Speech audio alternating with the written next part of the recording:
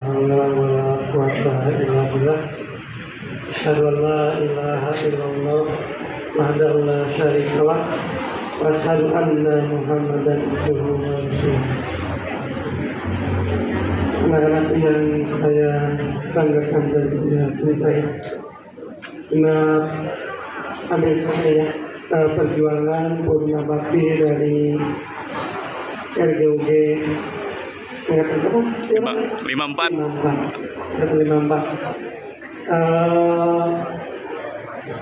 Mungkin saya mau mengingatkan untuk biasanya dalam Purna Bakti itu kita akan kenal namanya post syndrome. Post syndrome ini. Oke, perjalanan dari kemarin kita LDK kelas 8 sampai sekarang perjalanan sampai untuk menjadi yang baru, bukanlah akhir dari suatu program LDK ini. Bahkan sekarang itu adalah bagian kalian sekarang untuk menepati LDK tahap 2. Tujuan dari tahap 2 ya. Apa tujuannya? Karena kita kan mungkin ada anak-anak kelas 7 pertama kali ketemu dengan kakak kalian itu awal dari pemetaannya.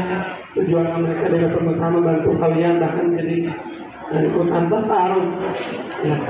Kita kenal bahwa kita tidak kenal maka kita harus sebenarnya saya ta'aruf. Apa yang kita bina dari ta'aruf itu waktu dulu bukan hanya sekedar selesainya kemarin, tapi apakah ta'aruf itu masih berlaku sampai sekarang di tingkat tahun ketiga, di tahun pertama. Karena esensi dari ta'aruf itu adalah kita mengenal diri kita. Kita mengenal, memahami diri kita, siapa diri kita, ya. Karena gak banyak juga yang kita ingat pada diri kita. Kita di sini sebagai siapa, berjenis kelamin apa, kan gitu. Tentu ada kewajiban dan hak yang melekat pada diri kita. Misalkan dalam diri kita adalah seorang buat ya perempuan, maka kan ada kewajiban untuk menutup seluruh aurat ini.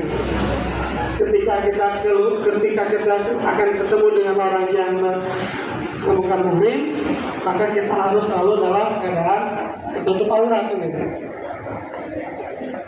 Ya, bertemu ya, bukan hanya keluar rumah. Kalau ternyata di dalam rumah ada yang bukan muhrim, ya kita tetap tutup aurat. Kita harus pahami dulu dengan ilmunya tentang siapa sih yang muhrim, siapa yang bukan muhrim. Nah, saya lihat fenomena sekarang banyak yang kemarin saya lihat foto-foto dari kelas 9, banyak yang ternyata kerudungnya tidak menutupi aurat. Ya. Nah ini kita pahami bahwa ternyata kalau saya perempuan maka saya harus menutup. Kalau perbedaannya laki-laki dan perempuan itu adalah itu kan. Tuh, tentunya sama. Laki-laki pun nanti saya laki-laki. Kalau kewajiban apa saya laki-laki.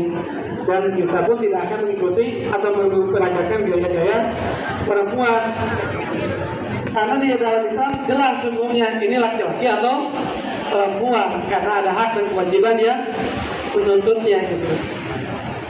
Nggak mungkin saya itu perempuan dan berjiwa laki-laki, nggak mungkin. Saya itu laki-laki tapi gaya perempuan, nggak mungkin. Karena Islam jelas. Maka yang perlu kita perbaiki adalah diri kita. Benarkah kita sudah menjadi seorang perempuan atau seorang laki-laki? Ya, jangan sampai kita kita tahu bahwa kita laki-laki dan kita masih menyanggahnya. Itu jangan sampai seperti itu, dan itu menjadi laknat dari Allah Subhanahu wa Ta'ala. Itu salah satu dari harapan kita yang harus kemarin mengenal diri kita. Lalu bagaimana mengenal sekolah kan gitu. Seperti kita tadi bayar, apa sih gunanya bayar gitu kan? Kenapa kita tiap hari di sini berbayar? Ya kita tahu bahwa ternyata bayar itu adalah Kalau kita menjalankan maka yang kita langsung berdagang dengan Allah kan gitu. Kita langsung berdagang dengan Allah itu bayar. Kalau kita menjalankan yang kita bayarkan tadi maka pahala dari Allah. Dan jika tidak menjalankannya langsung bukan hanya hukuman dari sekolah saja, tapi adalah hukuman juga dari Allah. Nah ini bagaimana kita mengenal diri kita dan mengenal sekolah. Yang teruniknya adalah saya melihat ternyata di belakang katanya ada sebuah tulisan bahwa PPI 3. PPI 3 P-nya adalah penjara. Penjara paling mana? Penjara dari yang mana? Ada yang di sini di penjara, itu di sini dihukum 1 hari 24 jam. Tidak ada. Bahkan penjara mana yang 1 hari kita pulang ke rumah. Yang kita lakukan di sini adalah bagaimana kita melaksanakan sebuah aturan. Tadi kan taruh itu adalah bagaimana kita melaksanakan hak dan kewajiban kita sebagai diri kita sebagai santri. Dan ternyata kewajiban diri kita sebagai santri harusnya sampai melekat ke rumah masyarakat. Bukan hanya santri. Ya, asal tidak di sini pun akan selalu melekat. Sekarang nanti misalnya lagi di luar pasti ada tanya, Ustaz ngajar yang pengen, itu akan selalu melekat. Ya, sama seperti kalian juga. Kalian di sini sebagai santri di rumah pun sekolah di mana aja, di MTN, itu akan selalu melekat. Ya, jangankan sampai kelas 3 sekarang, nanti kalian pun lulus, alumni di mana itu akan selalu. Ya, maka disinilah kita 3 tahun itu menempa diri, melatih hati, ya, bagaimana kita berbuat baik, bagaimana kita bersikap beradab, ya, akan selalu. Meskipun maaf ya, saya bukan dari sekolah yang di sini, tapi tetap harus melakukan gitu, karena kita sudah bagian dari keluarga PPI 3, maka itu akan selalu melakukan. Ya, maka dari sekarang perbaikilah diri kita, harus seperti itu. Ya, harus itu seperti itu, mengenal diri kita dan aturan apa yang dilakukan di sekolah yang tidak yang melanggar syari, aturan sana yang tidak mengajak kita ke sesuatu yang baik atau mengajarkan kejahatan, tidak sama sekali kan. Aturan yang kita lakukan adalah mencerminkan pada aturan-aturan yang Allah berikan. Dan tidak mungkin seorang muslim dikatakan muslim kalau tidak menjalankan sebuah kewajiban. Ya. Karena namanya muslim itu adalah tunduk, patuh pada aturan Allah. Kalau mau tidak tunduk pada aturan Allah, berarti dia bukan muslim. Begitu. Jadi kita jalani aja. Dan yang kita jalani adalah bagaimana kita menerapkan diri. Lalu di tahap kedua nanti di tahun kemarin kelas 3 mengikuti namanya LDKS, dan tahun depan kalianlah kelas 7 yang akan melaksanakan LDKS. Tahun hari LDKS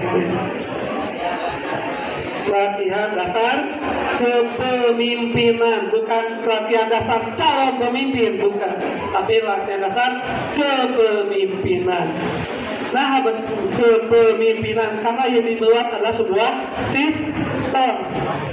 Bagaimana kita belajar memimpin dan bagaimana belajar untuk dipimpin. Bagaimana cara memimpin itu berat dan dipimpin pun berat. Bagaimana kita memimpin diri? Bagaimana kita mengikuti aturan kan gitu. Seorang pemimpin jadi tidur, public figure kan gitu. Maka kita pun bagaimana kita memimpin diri untuk jadi suri tauladan dari aturan-aturan yang dilakukan. Ya. Bagaimana seperti itu?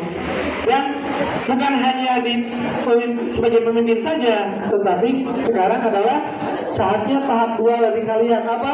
Bagaimana untuk siap dipimpin? Siapkah kita dipimpin oleh pemimpin yang lebih muda dari kita? Siap.